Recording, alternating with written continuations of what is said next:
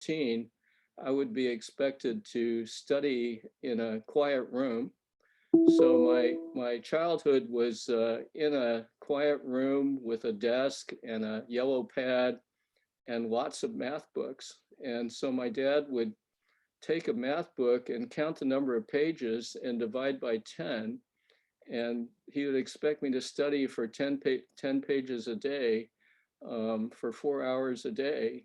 And that would be my, my childhood. And so I rebelled, I mean, growing up and, going to all white elementary, middle and high schools, all my friends were out playing and here I was stuck in this little room, quiet room studying. And so I lit fires in the room. I, carved up his desk and so forth. But nevertheless, when I went to college at the age of 15, um, when I think about it now, I actually had put in my 10,000 hours of studying math. And if you know about Malcolm Gladwell's book about the tipping point, if you've studied anything for 10,000 hours, you sort of have mastery of a field. So I had developed through this painful process the ability to really persevere. I can probably out persevere anyone. At least that's the confidence I have. And I have a huge capacity for abstraction. So that would serve me well when I went to Berkeley as an undergrad and Princeton as a grad student.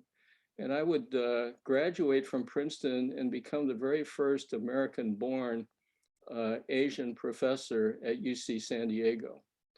And most of you probably don't think there's much of a difference between American-born Asians and Asian immigrants. But for me, when I arrived at UCSD, first of all, they were totally shocked by my fluency in English.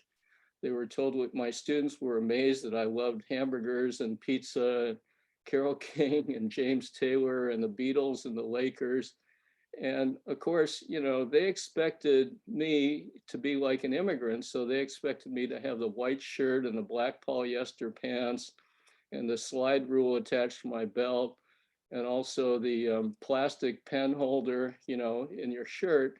And, but instead, I came into class wearing torn up blue jeans, Huarache sandals that I got in Tijuana, and my Madras shirt. And so I was really kind of an Asian that they had never met before. So I would teach at UCSD for 40 years, and I'm retired now.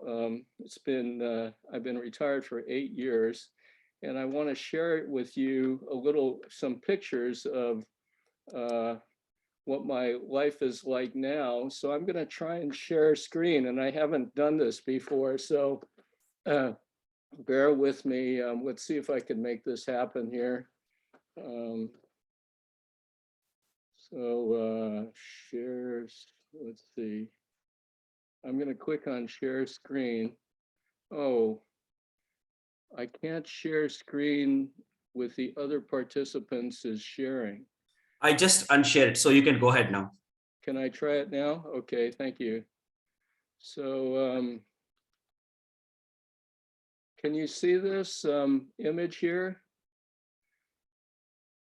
You can see it. So that's my family. I just have the greatest joy out of having a family like this. Next to me is my wife, Julie, who has been my long life companion, and my daughters are on the other side. My youngest daughter is next to the lamp, which she designed and built, and she actually is a budding artist, but she's also a landscape architect in San Diego, and she's exhibited at the Japanese Friendship Garden. And my older daughter, who's at the far end, is the head of social media at Pixar. So what do we do? Here's a Christmas card from 2 years ago. Well, I just have this tremendous love and curiosity about nature. So we had some mules carry all our weight up above tree line. And behind there is this river, which I love. I love catching golden trout.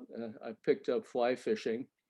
And then in the morning, when I wake up, this is what I'm greeted by as my koi pond. So when I dump koi pellets in my pond, I get this splash of colors that really hit my senses. And I love hearing the birds in my backyard. In the last couple of years, I tried to learn how to do some woodworking. I love sawdust flying all over me and stuff. I learned how to make these dovetail joints. So this was a blanket chest that's in my bedroom. So with that, I think you get a little bit of a sense of who I am and a little bit of taste of my values and stuff. And so with that, I'll turn this the floor back to the Toastmaster. Thank you.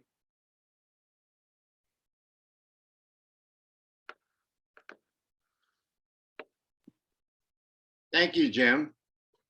You have to ask him to stop sharing. Please stop sharing your screen. Okay, let's see if I know how to do that.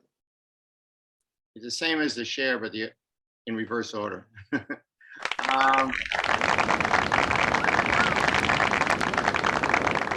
Please take 60 seconds to offer some feedback, I guess via chat on Zoom.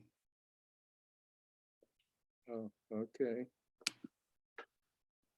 Jim, I still have some of my slide rules.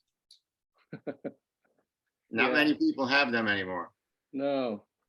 My teacher, for demonstration purposes, has a giant slide rule on the front of the, oh. Yeah, I remember those. Nate, did you want to say something? I wanted you to stop saying things so that we could respond by chat without being bothered. Oh, sorry to bother you, Nate.